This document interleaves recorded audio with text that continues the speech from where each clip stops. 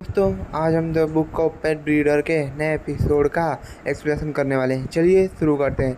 कहानी की शुरुआत में हम मास्टर लिन को देखते हैं, जो बताते हैं कि अगर तुमने थंडर पाम सीख लिया तो तुम जैसे चाहो वैसे थंडर को कंट्रोल भी कर सकते हो, पर ऐसे करने के लिए भी तुम्हें बहुत ज़्यादा मेहनत करनी होगी और थंडर पाम को बहुत ज़्यादा ऊपर तक के लेवल पर लेके जाना होगा। अगर तुम इस चीज़ में कामयाब हो जाते हो तो तुम असली बिजली को भी दो हिस्सों में काट सकते हो। तभी हम 11 को देखते हैं, जो कहता है कि चीटिंग स्किल गई तो भाड़ में, अब मैं कैसे भी करके मुझे ये स्किल चाहिए, तुम मुझे बस स्किल सिखा दो, इसके लिए मैं चाहे जो भी करूँगा। सिनोन कहता है कि वो तो समझ गए ना कि मेरी स्किल कितनी ज़्यादा काम की है, पर यार इस स्किल को सिखाने के लिए मेरे पास क्या इतना स्टेमिना भी होगा। तभी हम मास्टर लिन को देखते हैं, जो कहते हैं कि तुम्हें इस चीज़ को देख इतना ज़्यादा क्यूरियस नहीं होना चाहिए, तुम्हें इससे भी ऊपर तक ले जाना है, और वो है super natural level thunder palm. और इस चीज़ को हासिल करने के लिए तुम्हें परफेक्ट लेवल की थंडर पाम और परफेक्ट लेवल की हार्डनिंग होनी चाहिए, उसके बाद ही तुम इस लेवल अचीव कर सकते हो। तभी इस लेवल को देखने के बाद वह दोनों बहुत ज़्यादा एक्साइटमेंट में भरे हुए होते हैं। तभी हम लिंजुई को देखते हैं, जो कहती है कि तुम जो देख रहे हो इस चीज़ को हासिल करना इतना भी आसान नहीं होता। अगर तुम सोच रहे हो कि दो स्किल के परफेक्ट लेवल पे ले जाने के बाद तुम इस स्किल को बना सकते हो, तो ये बहुत ज़्यादा मुश्किल होता है। यह कॉम्बिनेशन स्किल है, और कॉम्बिनेशन स्किल बनाने के लिए तुम्हारे जो पेट होते हैं उनको भी उतनी काबिलियत होनी चाहिए। वह दो स्किल की एक साथ पावर को संभाल सकते हैं कि नहीं, उस चीज़ पे भी ध्यान रखना ज़रूरी होता है।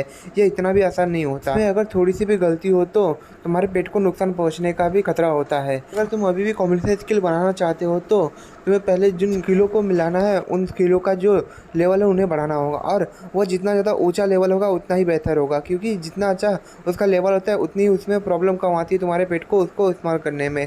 अगर तुम देखा जाए तो जितने भी पेट मास्टर होते हैं उनके पास कॉम्बिनेशन स्किल जरूर होती है। अगर देखा जाए तो 20 मास्टरों के बीच में कहावत बहुत ज़्यादा फेमस है, कॉम्बिनेशन स्किल ज़्यादा ताकतवर हो सकती है, इसका कोई भरोसा नहीं है, पर जितनी भी ताकतवर स्किल होती है वह कॉम्बिनेशन स्किल ही होती है। इसके लिए ज़्यादातर जो भी 20 मास्टर होते हैं वह कॉम्बिनेशन स्किल बनाने पे बहुत ज़्यादा जोर देते हैं।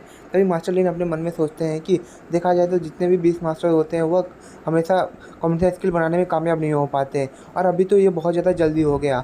अभी तो सिनोन नेशनल ब्रीडर बना भी नहीं है, पर मुझे उससे भरोसा है वह जरूर कामयाब हो जाएगा। तभी मास्टर लिन कुछ आगे सोच पाते उससे पहले सिनोन कहता है, पर मुझे इस थंडर पाम में कुछ फ्लॉ लग रहे हैं।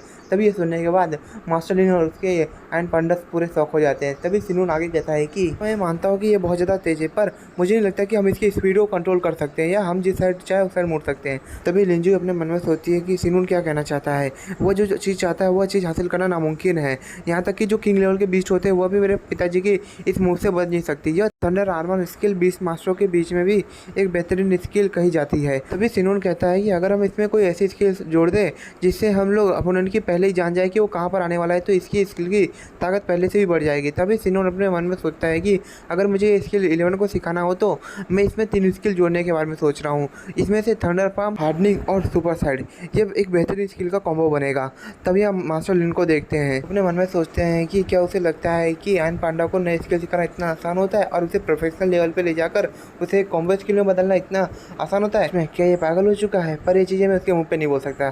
तभी वो उससे कहते हैं कि देखा जाए तो जो तुम कह रहे हो वो सुनने में अच्छा लग रहा है, पर पहले तुम्हें अपने थंडर पाम पे ध्यान देना चाहिए और उसे सीखना चाहिए। पर ये हमेशा याद रखना, तुम्हें कोई भी स्किल सीखना इतना आसान नहीं होता।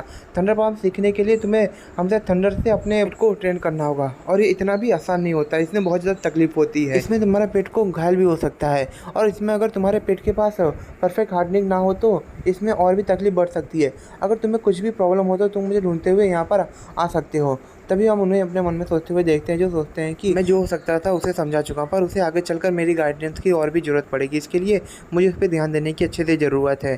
तभी हम देखते हैं सिनोन भी इस चीज़ के लिए पूरी तरीके से तैयार होता है। तभी 11 को लगता है कि मुझे कुछ यहाँ गड़बड़ फील हो रहा है, ये दोनों एक पेज पे मुझे क्यों नहीं लग रहे हैं।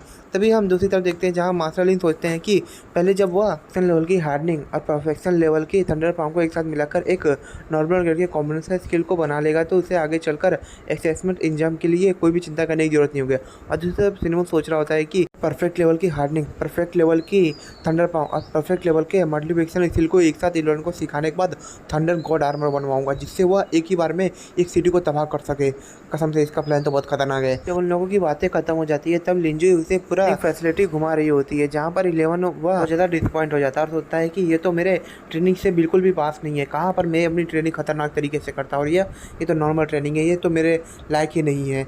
तभी हम दूसरी तरफ देखते हैं, जहाँ पर लिंजू उसे दूसरे कमरे में लेकर जाते हैं, जहाँ पर लिंजी बताती है कि यहाँ पर तुम अपने थंडर फार्म को अच्छे से दे सकते हो और यहाँ पर तुम्हारी जो थंडर सैनिक क्षमता है वो भी बढ़ सकती है।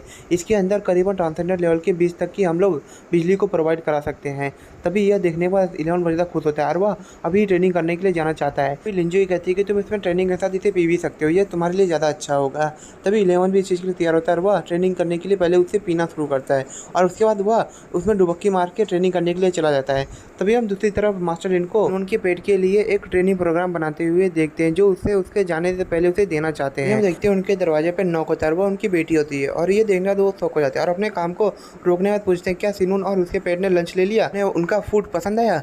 तभी लिंजोई कहते हैं कि हाँ उन्हें बहुत ज़्यादा पसंद आया और सिनून की तो कोई प्रॉब्लम नहीं, पर वह लिटिल पांडा उसके जो डायबिटाइट है वो बहुत ज़्यादा है। तभी ये सुनने के बाद मास्टर लिन सोचते हैं सच में क्या प्रॉब्लम है, वह थोड़ा ज़्यादा खा रहा है, इससे क्या तकलीफ है। लिंजोई कहते हैं आपको थोड़ा लग रहा है, वो जितना खाता है ना उतना अगर मैं आपको बताने जाऊँगी तो पूरी गिनती खत्म हो जाएगी। हमारे पास जितना खाना था उसने एक बार में खा गया। वह एक नॉर्मल आयरन पांडा से करीबन 8 गुना ज़्यादा खाना खाता है, वो भी सिर्फ लंच टाइम में। तो कसम से नाम बहुत ज़्यादा है तो मेरे को भी याद नहीं हो रहा, इसलिए माफ करना मैं नाम नहीं बता सकता, पर वो बहुत ज़्यादा खाया है। तभी ये सुनने के बाद मास्टर लिन कहते हैं यार मैंने कौन सी प्रॉब्लम में हाथ डाल लिया, पर मैंने कमिटमेंट कर लिया, मैं पीछे नहीं हट सकता। तभी वो कहते हैं कि इससे कोई प्रॉब्लम नहीं है, हमारे पास पैसों की कोई कमी नहीं है और वो अभी थी अवेकनिंग स्टेज में तो इसकी कोई दिक्कत नहीं होगी। अब लगता है कि हमारे यहाँ के डाइट को बहुत बढ़ाना पड़ेगा। तभी हम दूसरी तरफ सिनून को देखते हैं जो अपने मन में सोचता है कि चलो अगर इतने सारे न्यूट्रिएंट्स मिलता रहे तो 11 बहुत ज़्यादा तेज़ी से आगे बढ़ सकता है। जब तक मैं उसके पास एब्सोल्यूट स्लंबर और मेरी ट्रेनिंग फील्ड है उसके बाद उसे इन न्यूट्रिशन को ऑब्जर्व करने में कोई भी तकलीफ नहीं होगी और कुछ ही समय में वह ट्रांसेंडेंटल लेवल पर पहुँच सकता है और ये एक ऐसी ऊंचाई है जिसे सिर्फ मैं ही हासिल कर सकता हूँ। जहाँ तक कि देखा जाए तो इन आयरन पांडा की लाइफ स्पैन सिर्फ 35 ईयर्स की होती है। मैं जहाँ तक जंगली आयरन पांडा को देखा जाए तो उन्हें ट्रांसेंडेंटल लेवल पर पहुँचने में 10 साल लगते हैं और अगर 20 मास्टरों के आयरन पांडा की बात की जाए तो उन्हें नॉर्मली 4 साल लगते हैं। पर जहाँ तक मुझे भरोसा है कि सभी चीज़ों के साथ मैं 11 को उसके मेच्योर स्टेज पे पहुँचने से पहले उसे ट्रांसेंडेंट लेवल तक पहुँचा सकता हूँ। इसके लिए मुझे एक्सेसमेंट इंजाम की तो चिंता करने की कोई ज़रूरत नहीं, पर खुद के लिए कोई कल्टीवेशन रिसोर्स ढूंढने होंगे। मैं हमेशा से पिल्स पे भरोसा नहीं कर सकता। तभी हम देखते हैं कुछ समय बाद वह जब यहाँ से जाने का समय आ चुका होता है तभी उसे लिंजुई उसे पेन ड्राइव देते हुए कहती है कि इसमें हर थंडर पाम के अलग अलग लेवल के बारे में जानकारी है और कल्टीवेशन के बारे में है। तुम इससे अपने 11 को ट्रेन कर सकते हो और इसे लेने के बाद सिनून बहुत ज़्यादा खुश होता है। तभी हम लिंजी को देख सकते हैं जिनकी आंखों में वो कुछ कहना चाहती है पर वह अपने मन में ही सोचती है कि मेरे पिताजी ने अपनी सारी होप सिनून से लगाई है और वह चाहते हैं कि वो ब्रेक थ्रू हासिल करे जो खुद हासिल नहीं कर पाए और ऐसा सोचते हुए अपनी नज़र झुका लेती है। तभी हम सिनून को देखते हैं जो इतना भी बेवकूफ़ इंसान नहीं होता और वह समझ जाता है। तभी सिनून कहता है कि चिंता मत करो, मैं इन चीज़ों का एक अच्छा इस्तेमाल करूँगा। और इसी के साथ दोस्तों हमारा ये एपिसोड खत्म होता है। दोस्तों मैं कल एपिसोड नहीं ला पाया, इसके लिए मुझे माफ़ करिएगा। इसका सीरीज खत्म होने आ गई है तो मैं कल से कुछ नया चालू करने वाला हूँ, तो कुछ नया सोच रहा हूँ। तो चलिए दोस्तों अब हम कल कुछ नया देखेंगे, मतलब परसों से कुछ नया देखेंगे। तो चलिए दोस्तों हम नेक्स्ट एपिसोड में जल्दी मिलेंगे। To be continue.